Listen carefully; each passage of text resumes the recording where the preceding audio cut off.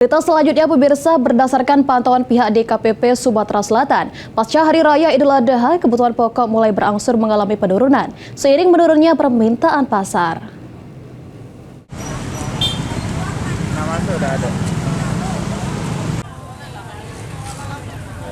Sempat mengalami kenaikan, harga kebutuhan pokok di Sumatera Selatan berangsur mengalami penurunan sesudah Hari Raya Idul Adha. Kepala Dinas Ketahanan Pangan dan Peternakan Provinsi Sumatera Selatan, Ruzwan Effendi, mengatakan, penurunan harga bahan pokok salah satunya dipengaruhi oleh menurunnya permintaan pasar, sementara pasokan bahan pokok di Sumatera Selatan dalam kondisi aman.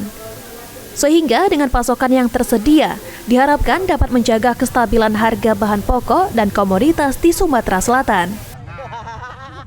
Dengan adanya waktu libur yang agak panjang, kemudian juga kemungkinan itu akan cepat langsung. Kalau kita menganalisa dari segi itu ya, akan turun harga. Harga ini kan sebenarnya nggak naik banget sih.